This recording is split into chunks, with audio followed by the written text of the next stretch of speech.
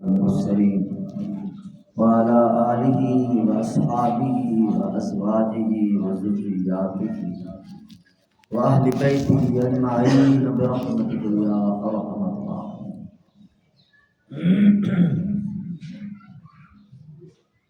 انتہائی قابل احترام دوستوں، بزرگوں، عزیزوں،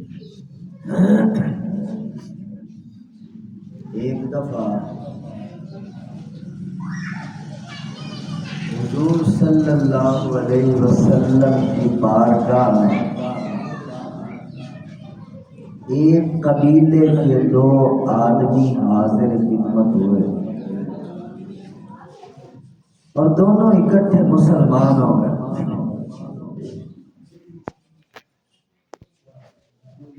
ایمان میں آنے کے بعد اسلام کے اعمال، نماز، روزہ کی ترتیب آپ ماشاءاللہ کرتے ہیں۔ اللہ کی شان، ان دونوں میں سے ایک مجاہد ٹائپ آدمی تھے، بہادر تھے، ہمت اور حوصلے والے تھے، جہاد میں شریک ہوئے اور جام شہادت نوش کرے۔ دوسرے صاحب، ان کا 1 سال بعد انتقال ہوا۔ حضرت طلحہ رضی اللہ تعالیٰ عنہ بیان فرماتے ہیں کہ میں نے خواب دیکھا کہ جن صاحب کا بعد میں انتقال ہوا ہے وہ شہید سے بھی پہلے جنت میں چلے گئے۔ حضرت طلحہ نے ساتھیوں کو بتایا، یار یہ میں نے خواب دیکھا ہے تو شہید کو تو پہلے جنت میں جانا چاہیے تھا۔ شہید بھی تھے، بہادر بھی تھے، ہمت والے، حوصلے والے، ہر نیک کام میں آگے بڑھنے والے۔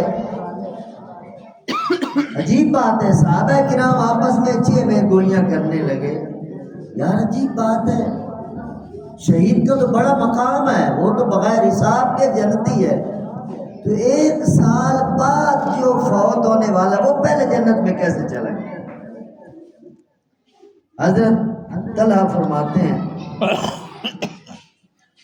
کہ میں نے خواب دیکھا کہ جنت کے دروازے پہ ہم تینوں ہیں، میں بھی ہوں، وہ 2 بھی ہیں۔ جو 1 سال بعد فوت ہوئے تھے انہیں پہلے اجازت ملی اور دوسرے نمبر پر دوسرے بھائی کو ملی، اور مجھے کہا گیا کہ آپ واپس چلے جائیں، آپ کا بھی وقت نہیں آیا، کیونکہ یہ زندہ تھے، خواب چل رہا تھا، وہ دونوں فوت ہو چکے۔ تو حضور علیہ السلام کی بارگاہ میں یہ مسئلہ کیا، حضور تشریف فرماتے ہیں، یا رسول اللہ یہ سوال ہے، ایک فتویٰ طلب کرنا ہے آپ جناب سے، عجیب بات ہے، خواب میں شہید ہونے والا بعد میں جنت میں گیا ہے اور جو شہید نہیں ہوا 1 سال بعد فوت ہوا وہ پہلے جنت میں چلا گیا۔ تو حضور علیہ السلام نے فرمایا، اس میں تعجب کی کون سی بات ہے؟ اس میں تعجب کی کون سی بات ہے؟ جو سال بعد دنیا سے رخصت ہوا ہے، کیا اس نے 1 سال زیادہ عبادت نہیں کی؟ اس نے پورے 1 رمضان کے روزے اپنے پہلے بھائی سے زیادہ نہیں رکھے؟ اس نے اتنے سجدے زیادہ نہیں کیے؟ تو صحابہ کرام نے عرض کی، یا رسول اللہ بے شک 1 رمضان کے روزے بھی بڑھ گئے، 1 رمضان کی عبادت بڑھ گئی، سجدے بڑھ گئے۔ تو حضور علیہ السلام نے فرمایا، ان دونوں کے درمیان پھر زمین آسمان کا فرق ہے۔ میرے محترم دوستو، اگر صرف 1 سال کی نمازوں کا حساب کیا جائے اور وہ بھی صرف فرض نمازیں اور وتروں کا حساب کیا جائے، 1 سال کے اندر کم از کم 6,960 نماز صرف ایک سال کے اندر، وہ بھی صرف فرض اور وتر 6960 رکعتیں بنتی ہیں، اور سجدے کتنے ہو گئے؟ تقریباً 14,000 سجدے بنتے ہیں، اور سجدوں میں کم از کم 3 مرتبہ سبحان ربی الاعلیٰ کہا جائے تو 40,000 کے قریب یہ عظیم ترین ترانہ اور نغمہ سبحان ربی الاعلیٰ اس بعد میں مرنے والے نے پہلے سے زیادہ کہا۔ اب سوچو، روزے دار ہو، اللہ کے پیارو، کتنی بڑی بہاریں لوٹ رہے ہو، اللہ نے زندگی دی ہے تو تم نمازوں میں، روزوں میں، تلاوتوں میں بہت قیمتی بنتے جا رہے ہو۔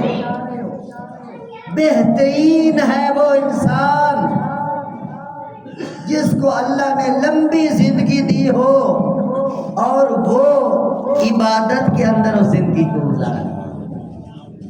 بدترین ہے وہ انسان جسے اللہ نے لمبی زندگی دی ہو اور وہ خدا کی بغاوت اور نافرمانیوں میں گزارے۔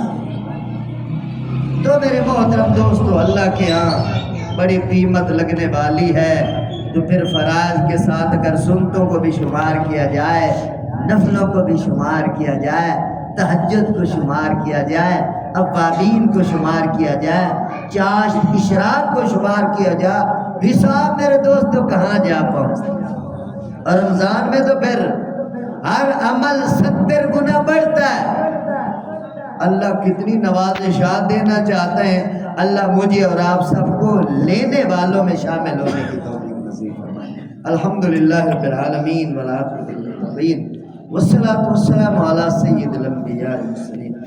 اللهم اغفر لنا وللمؤمنین والمؤمنات والمسلمین والمسلمات الاحیاء منهم والاموات من الجنة والناس اجمعین انک سمیع قریب مجیب الدعوات رب ارحمهما كما ربياني صغيرا وصلى الله تعالى على حبيبه وخير خلقه سيدنا محمد وآله وصحبه أجمعين.